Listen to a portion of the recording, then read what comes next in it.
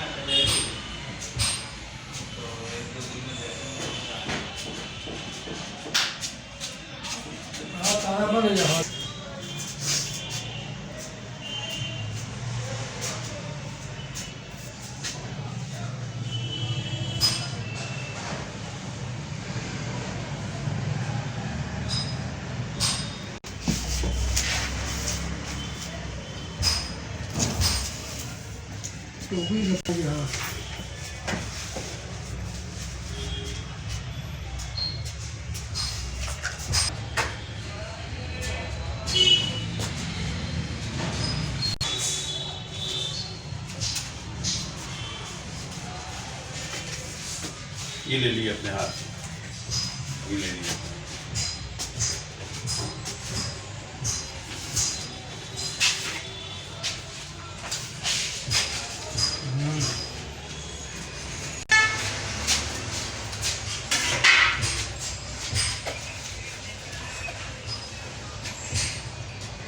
कानपुर के साधारण परिवार में जन्मे और अपने पिता के एक बहुत अहम पुत्र कहे जाने वाले फिरोज़ मलिक साहब सहारा टुडे कार्यालय में आए हैं। इनका स्वागत है और इन्होंने अपनी जो छाप है पूरे भारत में एक अलग पहचान रखी, एक अलग वो रखी।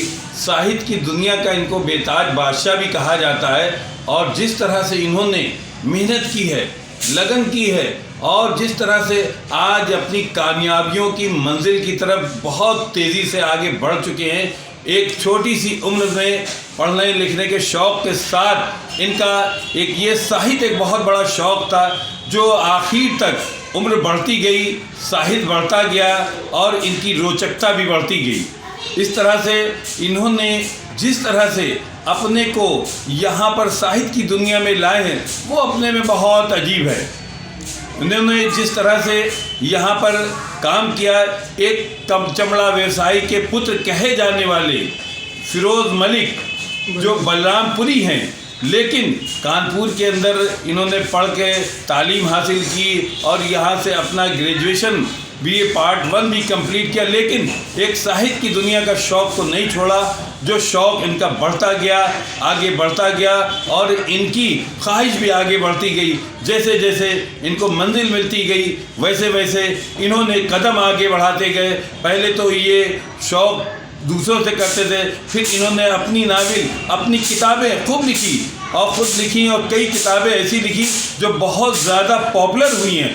आज हिंदुस्तान के अंदर इनकी किताबें भी चल रही हैं। फ़खरुद्दीन एकेडमी के अंदर 2 किताबें इनकी आज भी हैं और इनको काफ़ी सम्मान मिला गया। इनको 1 दर्जन से ज़्यादा सम्मान, हम वो सम्मान भी दिखाना चाहेंगे कि किस तरह से कौन कौन से कहाँ पर कानपुर शहर तो छोड़िए, कानपुर शहर के बाहर दूर दूर तक इनको उत्तर प्रदेश के बाहर भी बहुत सम्मान मिले। अब हम उनसे खुद बात करना चाहेंगे फिरोज़ मलिक से, वो अब खुद अपनी बात बताएंगे। क्या नाम है आपका पूरा?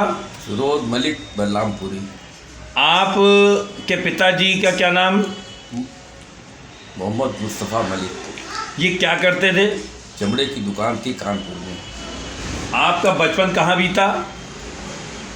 कानपुर। आपकी एजुकेशन क्या रही? BA part 1। आगे आपने उसके तालीम क्यों नहीं हासिल कर पाए? कारोबार के लिहाज से। किस चीज़ का कारोबार था आपका? कलकत्ते से चमड़ा लाते थे, कानपुर बेचते थे। क्या भाई आप हैं? 3 भाई हैं। बहने के 3 महीने। ये बताइए कि आपने चमड़ा व्यवसाय के साथ साथ में ये साहित्य की दुनिया में कैसे कदम रखा आपने? ये थोड़ी सी कहानी है इसके बारे में। हमारे मिसेज डॉक्टर हैं और मैं शाहजहाँपुर में मौजूद था, तो हमारे साले साहब खुर्शीद मलिक का लड़का क्रिकेट खेल रहा था, तो वो क्रिकेट की बॉल सिंगार दान पे ना लगी, उस हमारे खुर्शीद मलिक ने डांटा कि जाके क्रिकेट मैदान में खेलो, शीशा टूट जाएगा। तो मैंने कहा भाईजान शीशा टूट गया है, इस पर कोई अफसाना लिखो और ऐसा अफसाना हो कि जो आँख से आंसू निकल पड़े। तो 5 मिनट का टाइम हो गया, साले हमारे खुर्शीद मलिक साहब साले साहब कुछ ना बोल सके। तो हमारी साली थी, वो भी डॉक्टर, इंतकाल कर गई, शहनाज मलिक नाम था। तो कहीं तुमको क्या मालूम है ABCD अफसाने के बारे में, साहित्य अदब के बारे में, साहित्य के बारे में तुमको क्या मालूम? तुमको तो खाली एक कारोबारी आदमी हो, तुमको क्या मालूम? तो मैंने कहा मैं तुमसे बात नहीं कर रहा हूँ, मैं अपने भाईजान से बात कर रहा हूँ, ये जवाब दे या मैं जवाब दूँ। हमारे खुर्शीद मलिक साहब बोले अच्छा तुम बोल। तो मैंने पूरा अफसाना उनको सुना दिया और हमने कहा शर्त थे इस अफसाने में आंसू निकलना चाहिए बेतहाशा। उनको अफसाना बहुत पसंद आया और उन्होंने कुछ नोट भी कर लिया और नोट करने के बाद उन्होंने एक किताब निकाली, सिमटी हुई किरचें। मैंने दिखलाया बताया था कि बॉल जो है शीशे पे टूट गया, शीशे पे लगा, शीशा टूट गया। तो शीशा जब टूट गया तो उसका पोता था कहता दादा तुम शीशे के लिए इतना रो रहे हो, पापा कि ना शीशा आया जाएगा। तो दादा कहता बेटा शीशा मेरा बचपन से लेकर आज तक मेरा साथ देता रहा, अब शीशे ने मेरा साथ छोड़ दिया, अब मेरी जिस्म जो है से भी मेरा मतलब मेरा आखिरी वक्त आ गया। रोना इस बात पे है कि मेरा भी आखिरी वक्त आ गया। इस पर हमारे खुर्शीद मलिक साहब ने सिमटी हुई किरचें एक किताब लिखी और उन्होंने अपने नाम से छुपाया। तो मेरे मिसेज को थोड़ा सा अटपट लगा कि पूरी कहानी तुम्हारी, और खैर उसके बाद वो मार्केट से किताब कॉपी ले आई मोटी 200 पेज की और कलम ले आए, कल अब तुम लिखो। तो वो ना करते रहे, 2-4 दिन के बाद फिर वो कलम उठाया तो ऊपर वाले का रहम करम रहा कि लिखते चले गए। रोज़ एक अफसाना लिखते, हफ्ते में एक अफसाना लिखते थे और मताए अखबार था कानपुर से निकलता, उनका ये कहना था तुम अफसाना हफ्ते में ज़रूर दोगे। मुझे कसम खिलवा दी थी कि हफ्ते में एक अफसाना ज़रूर तुम लिखोगे, और वो अपने अखबार में अफसाना छापते रहे, हर हफ्ते एक अफसाना छापते रहे। अब वो ऊपर वाले का रहम करम था कि लिखते चले गए और नावल भी लिखी मैंने, इंतज़ार आखिरी लम्हे तक, चाहत की इंतहा, बिखरे ख्वाब, कश्मकश, नावल भी लिखी, नाटक भी लिखा।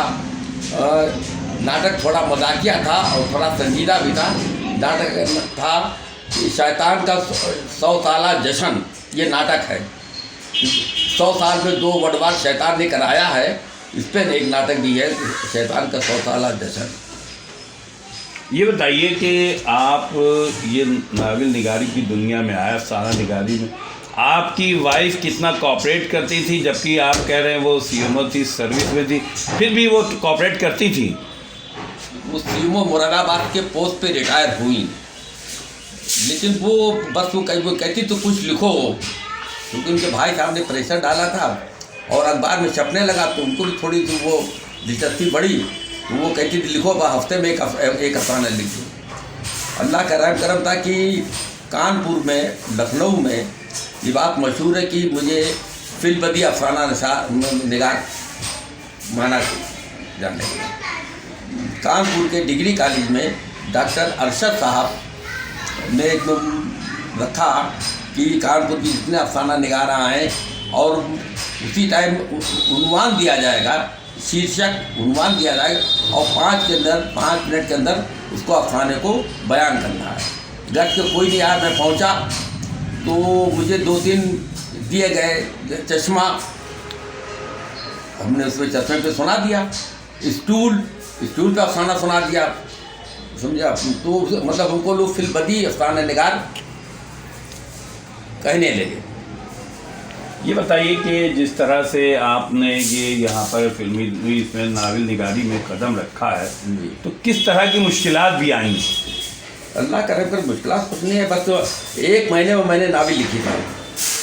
जिस तरह मैं एग्ज़ाम में 3 घंटा बैठ के लिखते हैं पेपर देने के टाइम पर, तो मैंने सोच लिया कि जब हम बैठेंगे तो 3 घंटा लिखेंगे। तो 3 घंटे का जो मैंने अपने आप को किया, तो 1 महीने में मेरी नावल इंतज़ार आखिरी लम्हे तक लिख डाली। ये जो आपने इंतज़ार आखिरी लम्हे तक नावल, ये नावल में इससे क्या ख़ास था? नावल मतलब खास क्या था कि मतलब ये कि इसमें अमीर और गरीब को ज़्यादा मतलब किया गया है। गुर्बत से आदमी अमीर की तरफ जाता है, और जब वो गरीब होता है तो अमीर उसको किस निगाह से देखते हैं, और जो वो बता के खुद अमीर हो जाता है तो वो अमीर शख्स वो उसको गरीब का के दहलीज पा के कदम रखता है। अभी जो गरीब का मतलब टकराव दिखलाया है। अब आपने अब तक कितनी किताबें लिखी होंगी? हमारी 6 किताबें तो मंज़िल-ए-आम पे आ चुकी हैं।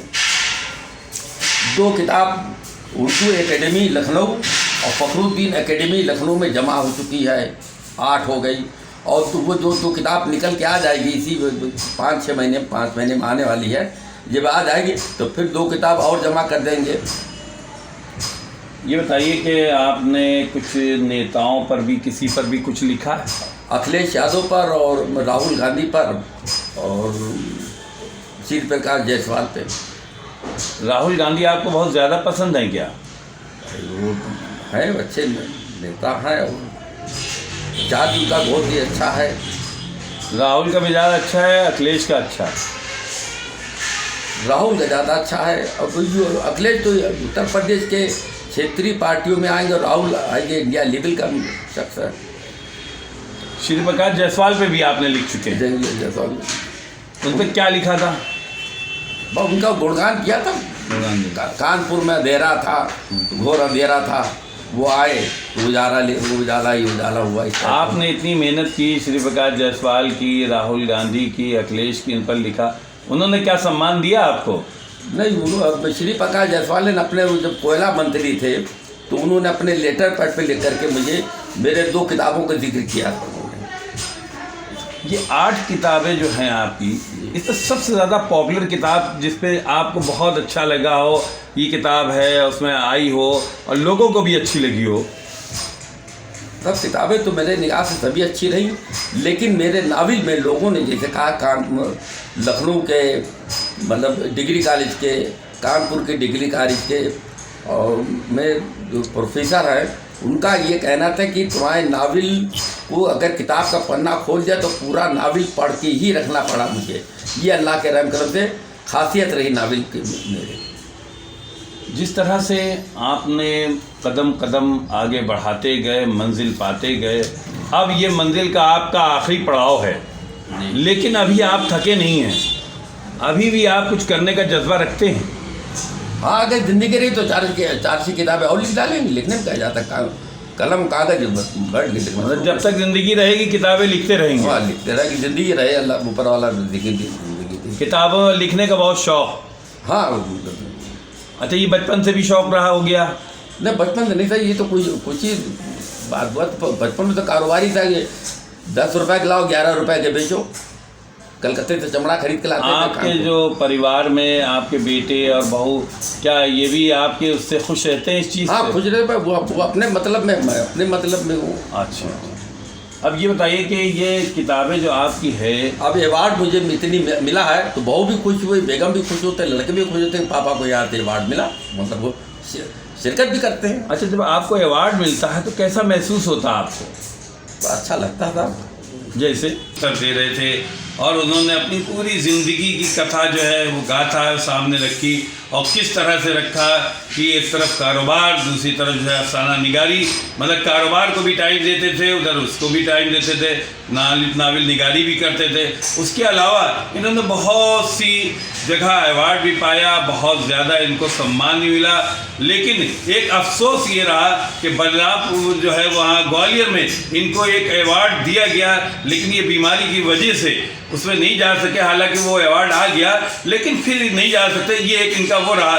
इसके अलावा इन्होंने जो है राहुल गांधी पर इन्होंने ज़्यादा फोकस किया कि राहुल गांधी को दूर से उनके आबाओ अजदाद जो पैतृक है उससे जोड़ते हुए लाए हैं। राहुल गांधी पर भी इन्होंने लिखा है, अखिलेश यादव पर भी लिखा है, छोड़ा इन्होंने किसी को नहीं। श्री प्रकाश जायसवाल पर भी इन्होंने लिखा है, श्री प्रकाश जायसवाल ने इनको सम्मानित भी किया है। और अब ये अभी भी इनका कहना है कि हमारा थोड़ा सामाजिक जो काम जो ज़िंदगी बची है उसमें कुछ और करें, कुछ और लिखें ताकि समाज में एक संदेश जाए। इसके अलावा ये कि समाज में एकता बनाए रखना भी बहुत ज़रूरी है, इस पर बहुत जोर दिया इन्होंने कि जब एकता रहेगी तो ये फूल खिलता रहेगा, एकता टूट जाएगी फूल मुरझा जाएगा। आप देख रहे हैं सहारा टुडे, हर पल खबरों से अपडेट रहने के लिए